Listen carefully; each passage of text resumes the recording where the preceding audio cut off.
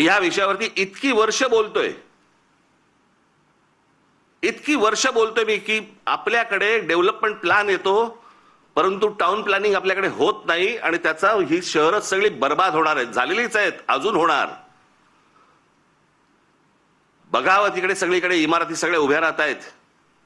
माझी तर विनंती आहे मुख्यमंत्र्यांना, सगळी कन्स्ट्रक्शन एकदा बंद करून टाका. नुसते रस्ते आणि फ्लायओव्हर आणि ब्रिजेस म्हणजे विकास नव्हे. हे जेव्हा लोक परदेशात जातात त्यावेळेला करतात काय मला कळलंच नाही मला अजूनपर्यंत. या परदेशातली सगळी शहरं बघा. मी 2014 साली याच्यावरती एक डॉक्युमेंटरी केली होती. मी 16 मिनिटाची डॉक्युमेंटरी आहे, आज युट्यूब वरती आहे, जाऊन बघा. शहराला आकार उकार कसा द्यायचा असतो. आता हा मिसिंग लिंक 1 मेला त्याचं उद्घाटन झालं, 1 मेला. आणि आता हा 6-7 तारखेला काहीतरी तो त्याचा काय पिलर पडला आणि पाणी वाहतंय आणि सगळं होतंय.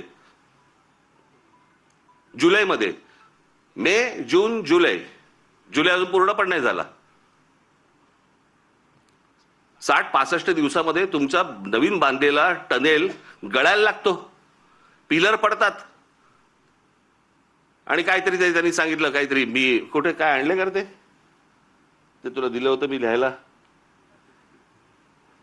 कॅनडामधनं आम्ही त्याचा रिसर्च केलाय आणि मग त्यांनी त्यांचं डिझाईन केलंय. मग इंडोनेशियामधनं आम्ही पाईप हे आणलेत, मग जर्मनीमधनं हे केलंय, अजून काहीतरी केलंय.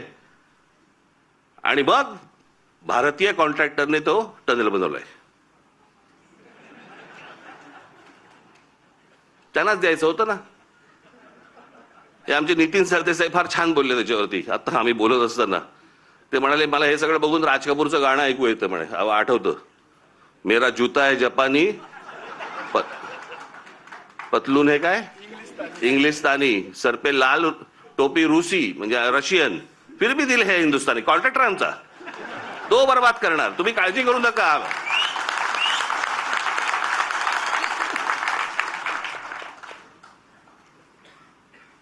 या मध्यंतरी कंत्राटदारांचे व्हिडिओज आले होते.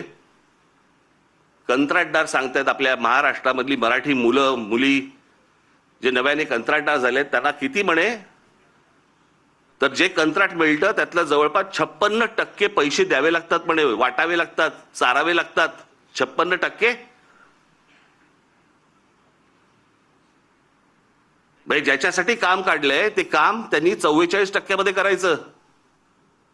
तुम्हाला असेच रस्ते मिळणार, असेच खड्डे मिळणार.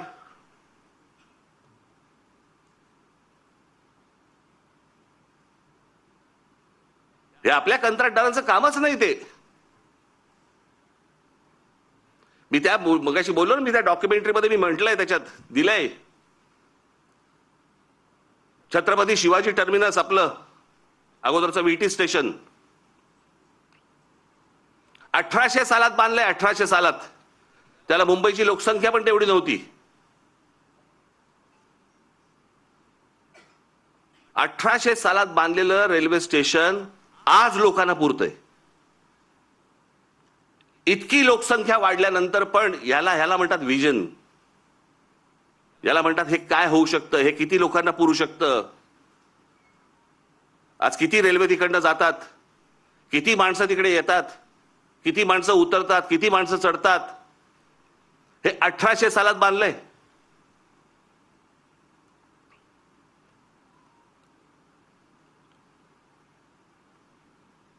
अमेरिकेमधली एम्पायर स्टेट बिल्डिंग, किती उदाहरणं द्यायची हो जगामधली तुम्हाला.